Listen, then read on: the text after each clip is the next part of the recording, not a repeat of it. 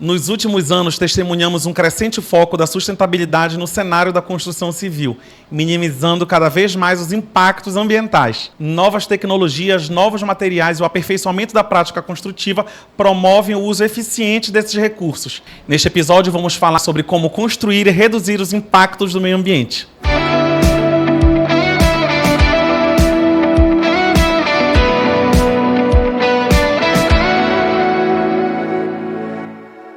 E para falar sobre construir com a redução dos impactos ambientais, o meu convidado de hoje é o entrevistado Raimundo França, engenheiro sanitarista, especialista em engenharia ambiental e mestre em engenharia sanitária e ambiental de resíduos. Seja bem-vindo ao Morar Bem, Raimundo. Obrigado. Para iniciar esse bate-papo, como a sustentabilidade ela vai influenciar decisões em projetos de construção em relação ao conforto térmico das edificações? Isso aí, na verdade, com certeza ela vai modificar, né? Essa parte do conforto térmico dentro de uma construção. Todo mundo quer estar num ambiente onde a gente consiga se sentir confortável, né?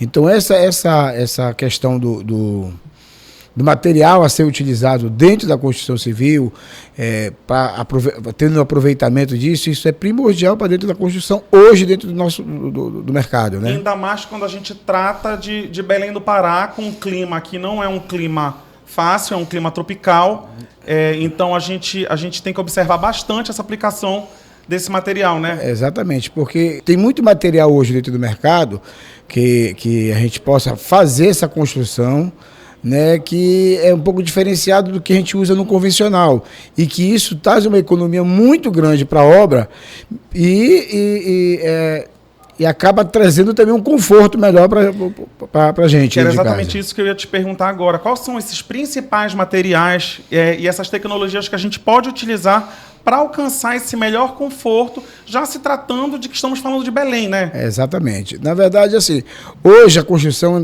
ainda na nossa região ainda é muito tradicional, né? E as pessoas usam muito concreto, tijolo, não que isso não seja utilizado dentro da obra, né? Mas hoje nós temos materiais que é polipropileno, que é a parte de isopor, que pode poder fazer um ambiente que seria mais confortável para poder manter a temperatura dentro do local. A gente usa muito aqui tijolo, e acaba esquecendo que internamente a gente pode utilizar esse material, né, por conta dessa necessidade, porque dessa forma a gente consegue economizar energia. Isso é hoje o ponto fundamental da economia nossa, é energia.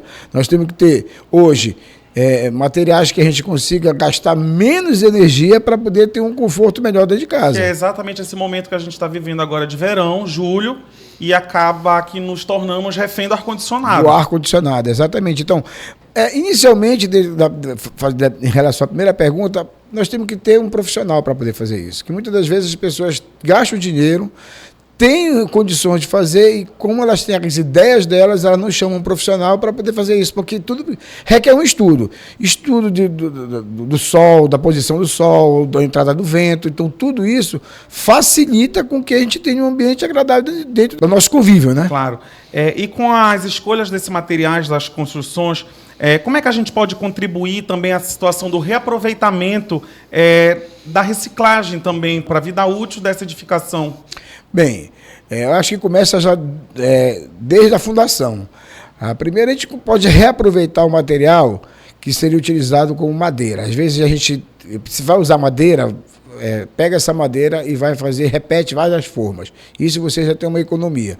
E outras são materiais nobres que a gente utiliza no forro e algumas outras coisas que você pode utilizar na construção e depois você pode utilizar ela para fazer uma questão decorativa, um gazebo, alguma coisa assim, que são madeiras excelentes, que possam fazer isso. E a outra é o próprio material produzido, que é o entulho em si, que é resto de tijolo, resto de concreto. E para iniciar isso, primeiro ponto tem que fazer a segregação de material, porque se você não fizer isso dentro de uma obra, segregar o material do que é ferro, que você pode estar utilizando isso como venda de sucata, alguma coisa assim, você acaba não tendo essa facilidade de aproveitamento. E a gente falando de reciclagem ainda, a madeira ela acaba que ela ainda se torna, por mais dificuldade de acesso, a madeira acaba ela ainda se tornando mais acessível, vamos dizer assim, do que trabalhar e e ter um orçamento mais alto que o escoramento metálico? Não, ela se torna. Porque assim, quando a gente fala na construção civil, a gente não está falando somente na parte de construção de edifícios. A gente está falando muito também nas casas, né? Então, muitas das vezes, para ele se torna mais barato utilizar a madeira, né, do que utilizar essa parte metálica que pode ser reaproveitada. Já na construção civil de edifícios de grandes portes, aí sim é importante a gente utilizar esse material, porque você utiliza muitas vezes, muitos anos esse material, só mais uma questão de realmente de manutenção. Mas a madeira que é utilizada na construção civil de pequeno porte, ela ainda é muito utilizada e ainda se torna barata para isso, né? Esse que é o grande diferencial. É a construção da obra de grande porte e da obra de pequeno porte. Ainda existe, assim, essa facilidade do acesso da madeira, mesmo ela sendo escassa no Brasil inteiro. Aqui no Pará a gente ainda tem um acesso, né, a esse material. Isso inclusive de madeira ainda que não são legais, ainda são muito utilizadas dentro da nossa região. Essas práticas da gestão desse resíduo que ficam da obra, elas têm como minimizar esse impacto ambiental, claro. Com certeza, com certeza.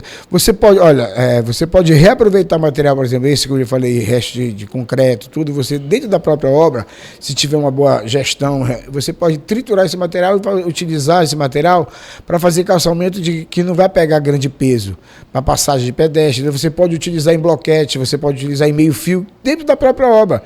Isso você pode utilizar utilizando esse material. Então isso aí, com certeza você economiza esse material comprando de jazigas aí que isso agride extremamente o meio ambiente e utilizar esse material. A verdade é que essas construtoras todas, assim, vamos falar assim em alto escalão, não a construção pequena. Na verdade, todos eles estão em busca dessa construção limpa, né, desses prédios verdes e atrás desses selos de green building, certo, porque realmente são construções inteligentes. E eu acho que cada vez mais, quem não estiver caminhando nesse lado, vamos dizer assim, vai estar perdendo ali na frente, porque realmente essa situação de meio ambiente, ela está muito focada agora na linha da construção civil e para tudo, nas condições climáticas e tudo. Com certeza. Inclusive, essa colocação que você fez aí, hoje as grandes empresas hoje que às vezes querem entrar no nosso país, entrar na nossa região, elas inclusive exigem muito que as obras sejam feitas dessa forma, né? Que tenha todas as condições ambientais otimizadas para que justamente ela consiga entrar na nossa cidade, no comércio. E a gente fala também muito assim da reutilização da água e de todos esses recursos hídricos que a gente pode ter para dentro da obra e para a construção. Recursos hídricos é um outro ponto interessante, que assim, a economia já pode começar desde o início da obra, porque a nossa região é uma região que tem um índice pluviométrico muito alto. Então, ou seja, você pode armazenar esse material e utilizar na construção da obra.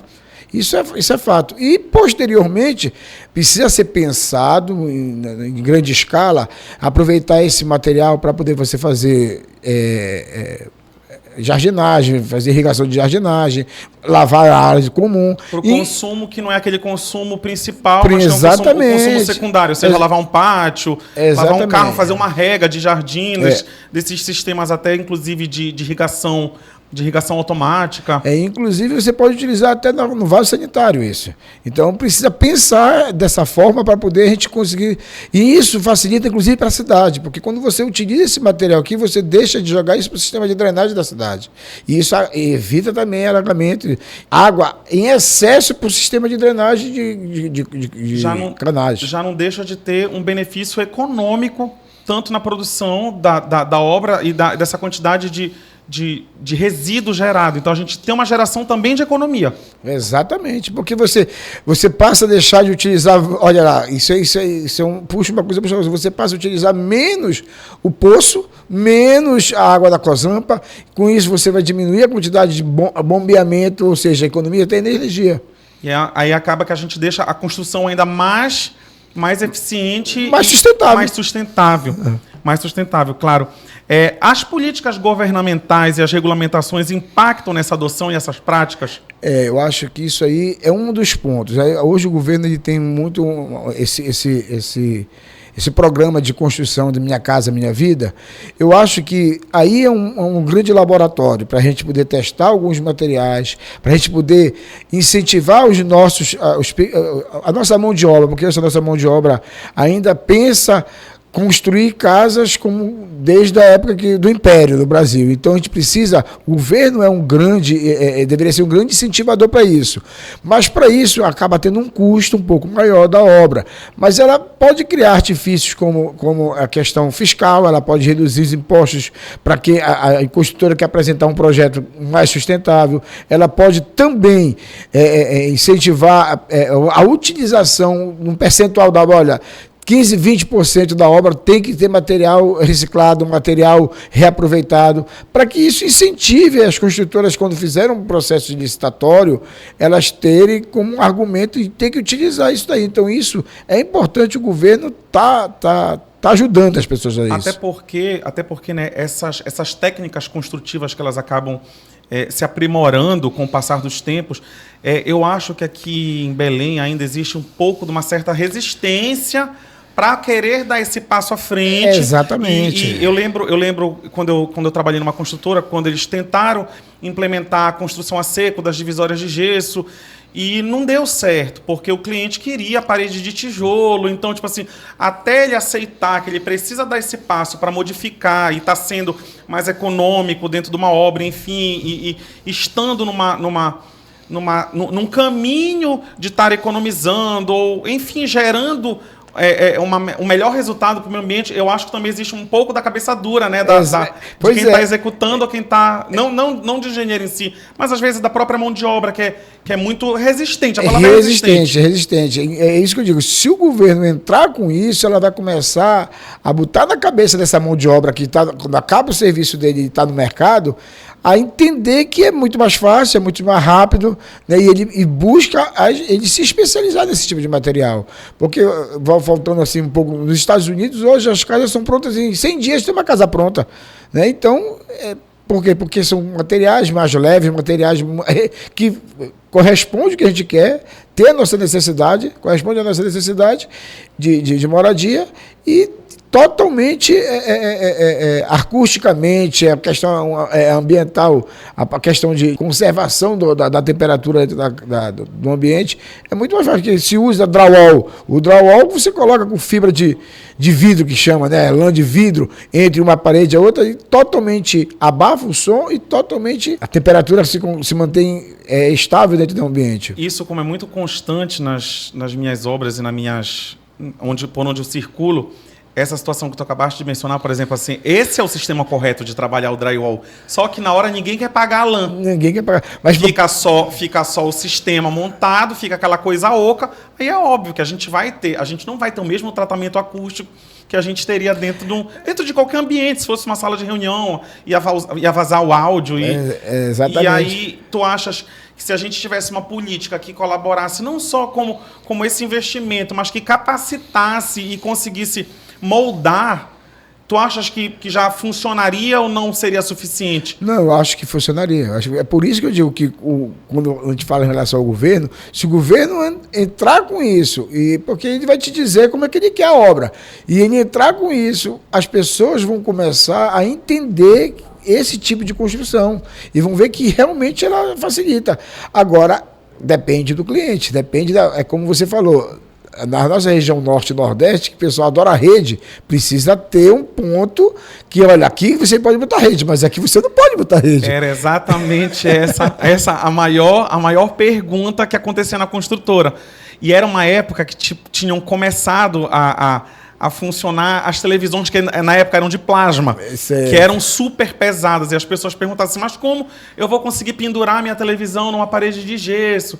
E aí começaram a avaliar, e lógico, nós somos bairristas, paraenses, a gente gosta de tirar a cesta, de ter rede em casa, porque somos paraenses, e essa foi a maior das perguntas. E a rede vai pendurar como? Tudo bem que existe a estrutura externa para a gente poder fazer isso, mas eram pontos que a gente não conseguia pendurar uma rede numa suíte, por exemplo. Exatamente. Então, na verdade, precisa ser pensado, e a pessoa que vai adquirir um imóvel, ela tem que saber, olha, você só pode botar aqui. Na verdade, se você fizer um design, o profissional fizer um design onde o ponto de rede está determinado, dificilmente uma pessoa vai mudar, porque porque ela sabe que ali é o único lugar que ela consegue estender uma rede. Se ela mudar a posição de cama, de móvel, ela vai ter dificuldade.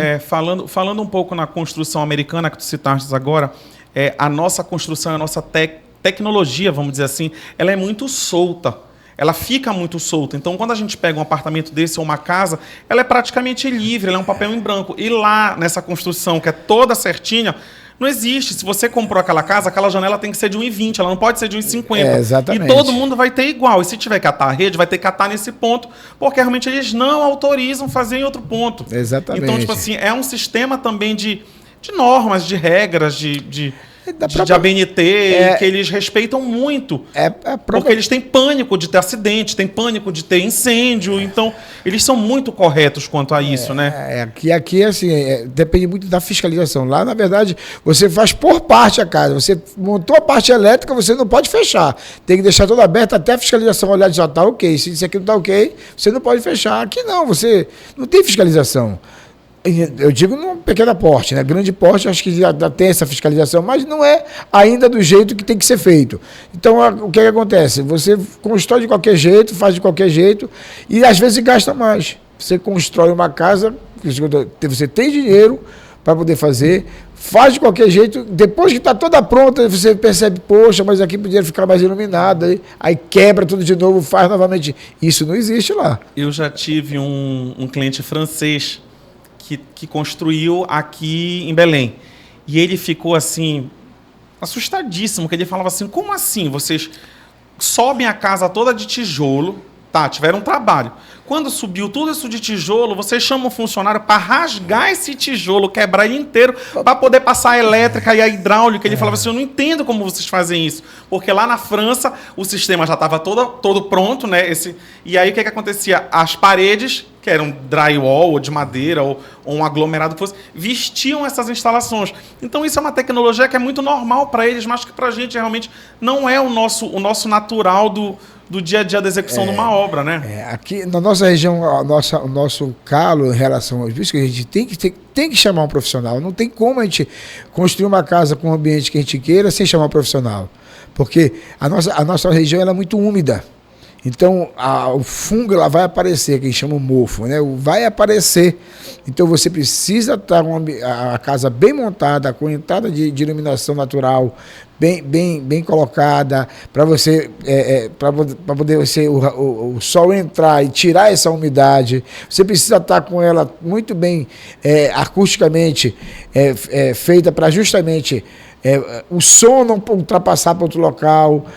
A parte de parede, que é a parte de manter aquela temperatura, porque você utiliza o ar-condicionado à noite, aí às vezes você não precisa o dia todinho sem usar o ar-condicionado, porque aquela temperatura se manteve naquele ambiente. Isso é importante.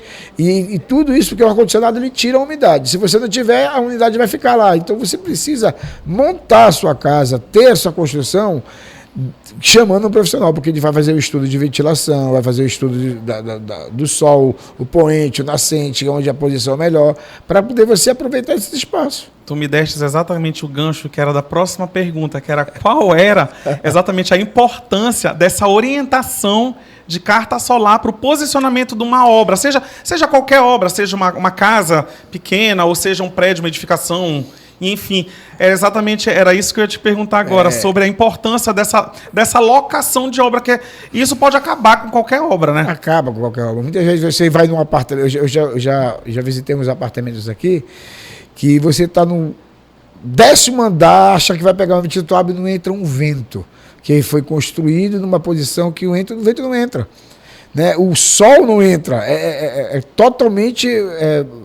mal locado porque, o prédio, né? Porque isso vai influenciar totalmente em ventilação e iluminação. Exatamente. Iluminação que é um grande desafio, a gente paga uma conta de energia alta no nosso estado, e aí quem pode estar em casa ainda até o mais tarde que seja, sem utilização ou do ar-condicionado ou sem a utilização da energia elétrica, está num lucro ali, né? Tá num bônus. Isso depende realmente da locação e posicionamento da obra. Porque assim, o investimento inicial, e acaba se tornando caro. Às vezes as pessoas não têm esse custo, né? Eu digo na obra de pequeno porte.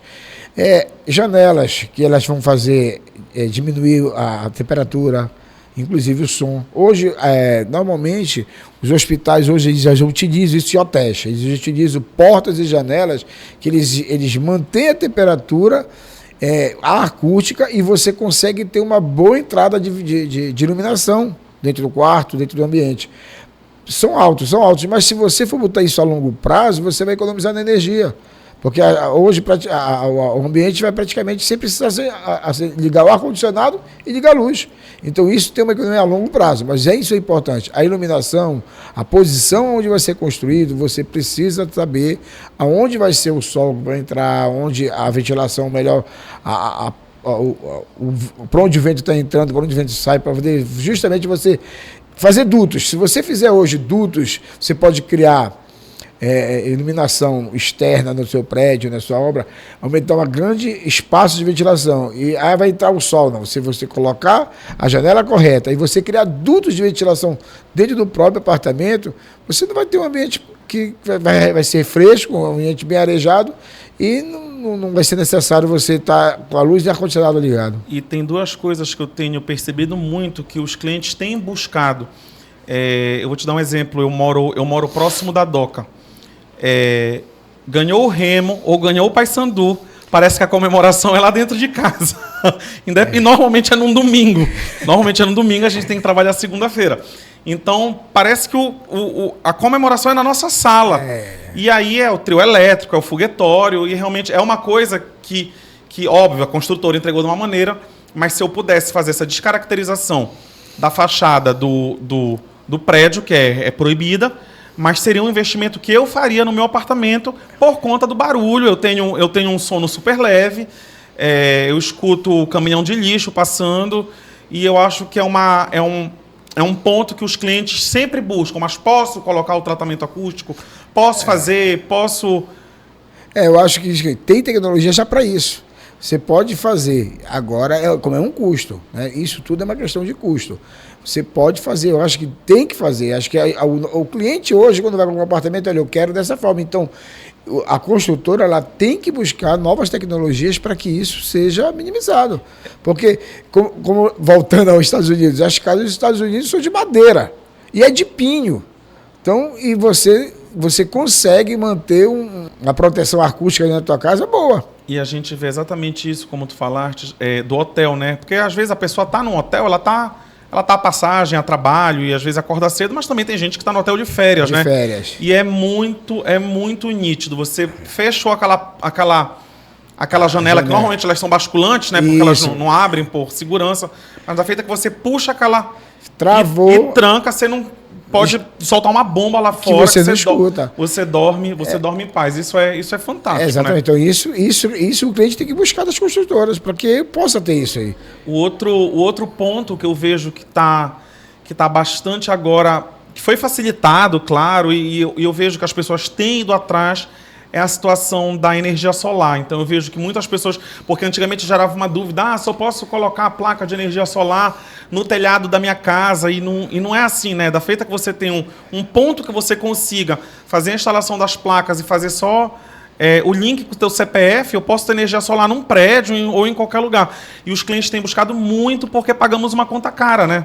Por exemplo, na minha casa, eu moro no condomínio, horizontal. Então, eu botei placa solar lá e essa minha placa solar atinge a casa do meu pai, que fica aqui em São Brás, né, de minha mãe, porque na casa dele ele não pode botar, porque é casa e tem 2 prédios do lado do outro, faz sombra. Então, ele não consegue botar. Então, eu coloco lá e eles utilizam essa energia. E é importante falar isso, porque a placa ela não precisa só estar necessariamente no telhado, ela precisa ter incidência solar. Se realmente a gente colocar uma placa num terreno aqui debaixo de mangueira, não vai gerar energia. Não vai gerar energia. Lógico. Você tem que ter a incidência solar. Então, eu fui colocado lá e atende ele na casa dele. Eu tenho cliente que faz essa tua mesma situação com as casas de veraneio. Então, que certo. moram em apartamento, que não tem residência aqui, mas as placas estão situadas ou na casa de Salinas, ou na casa de Mosqueiro, ou por aí espalhado, e aí conseguem ter esse benefício, né? Exatamente. E voltando um pouquinho em relação ao governo, por exemplo, a energia fotovoltaica, né, que é a energia solar. O governo deveria dar um incentivo maior. Então, o que acontece? Em vez de dar, ele, na verdade, aumentou hoje. Para quem fizer hoje, não é o mesmo valor que vai pagar quem fez anteriormente a lei que foi imposta. Já teve uma alteração nessas taxas. Exatamente. Então, isso aí que o governo precisa pensar. Então, tem sustentabilidade? Tem, mas você precisa fazer com que seja atrativo para o cliente, para poder diminuir esses impactos. Isso é um outro ponto também que é colocado em relação ao governo. Eu acho que com tudo isso que a gente falou, assim, essa conscientização, ela acaba que ela é muito importante para a gente influenciar adoções de certas práticas, por mínimas que sejam, para uma construção mais limpa, mais esteticamente menos poluente para o meio ambiente, né? Não, com certeza. Telhado, você pode utilizar hoje telhado. Para você diminuir também esses impactos, você pode aumentar, a gente chama de cumieira aqui, né? A cumieira, né? Que você pode aumentar isso aí para poder você ter uma ventilação melhor entre o forro e o telhado. Você pode fazer telhado hoje verde. Telhado verde hoje é um complicador para a nossa região, porque como chove demais, então a manutenção vai ser muito grande disso aí, né? Porque a planta vai crescer muito rápido, você vai ter que ter pessoas para tratar, então isso é um pouco assim, para a nossa região, ele é bom, ele é eficiente, mas causa problema.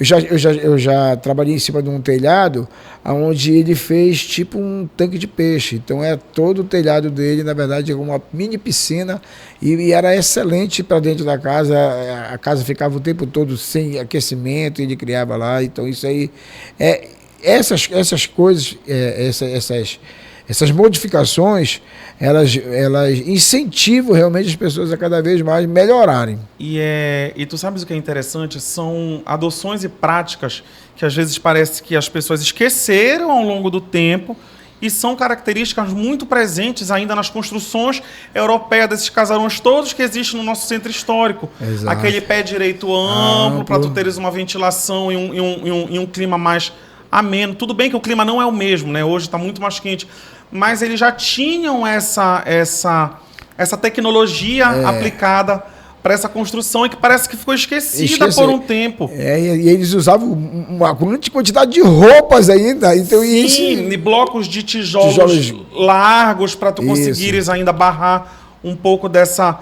incidência de calor, né? Exatamente. E eu não sei o que aconteceu, porque parece que as pessoas esqueceram que a gente está numa cidade tropical, de uma arquitetura tropical com influência europeia portuguesa. Exatamente. E foram andando assim num ramo que a gente não consegue nem explicar. Exatamente. Por isso que eu falei, quando eu falei roupa, que eles usavam essa quantidade de roupa, usavam o pé direito e eles conseguiam viver bem naquele ambiente sem muito calor, né? Então, eles aumentaram a largura do tijolo, era praticamente quase meio metro de tijolo, né, para poder impedir a parte da temperatura entrar, e o pé direito alto, e as pessoas, como você falou, tem construções que você consegue ver que as pessoas fazem um mezanino, que é esse pé direito alto, e tudo, que elas são muito mais frescas as casas do que as outras casas. Não, e é nitidamente visto até nas construções de centro histórico. Às vezes você entra numa basílica ou numa casa das 11 janelas, que às vezes o ar-condicionado não está nem ligado, dependendo do horário da igreja. Exatamente. E a igreja nem tem ar-condicionado lá, mas se você entra, você não acha aquele ambiente quente. Ele está realmente termicamente confortável. É claro que dependendo do dia, da situação e da movimentação, porque se todo mundo se aglomerar na igreja, claro, essa aglomeração ela vai te gerar calor, mas se você entra de fato na construção, ela não está quente. Não está quente. Se você tivesse lá com poucas pessoas, ela está fria, está na temperatura ambiente agradável. Né? Exatamente isso. Agora, Raimundo, deixa eu te falar, para a gente encerrar aqui esse nosso bate-papo, eu vou te fazer uma pergunta simples, assim. O que é para ti, de fato, morar bem? Bem, eu divido assim em duas etapas, né? A primeira etapa é morar bem, vamos falar de localização. A sua localização, onde você está, na sua localização, onde a sua residência está. Eu acho que precisa ter os pontos de saneamento, as quatro esferas do saneamento, que seria água potável, tratamento de esgoto, coleta de esgoto eficiente, coleta de lixo eficiente, a parte de coleta de drenagem eficiente. Isso seria um ponto. O outro é segurança, né, que você precisa estar para morar bem, ter essa segurança. Né? Isso são 2 pontos que primordial para a gente poder morar bem. Dentro da nossa casa. Para a gente morar bem, eu penso, dentro da nossa residência, a gente precisa estar... Quando a gente entra na nossa casa, que a gente se sente confortável, que você não quer sair para lugar nenhum, que você senta para assistir uma televisão, que você tem um vento natural, que você sente aquele cheiro de mato, que você tem que ter uma planta dentro da sua casa, tem que ter uma sombra que te dê.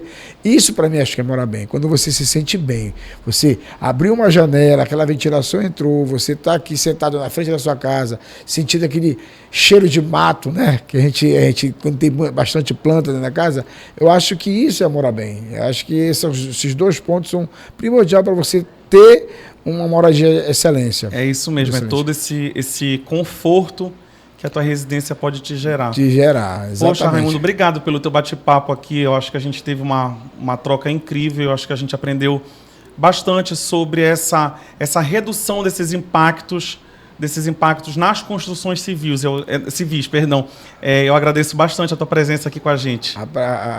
Eu que agradeço estar aqui, ser chamado para a gente poder prestar essas informações à própria sociedade, que elas precisam entender que a construção civil, o ambiente que a gente mora tem que ser confortável. Então, a gente precisa chamar um profissional. É porque é caro. Não importa se é caro.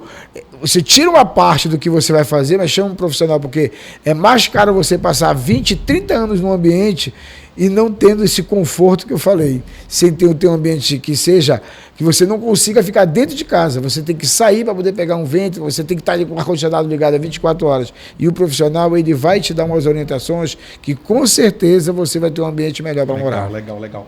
Encerramos agora mais uma edição do Morar Bem. Nos encontramos no próximo episódio com um novo tema e um novo convidado. E não esqueçam de acessar a área especial de oliberal.com/morarbem para ter acesso a mais assuntos como esse. Até a próxima!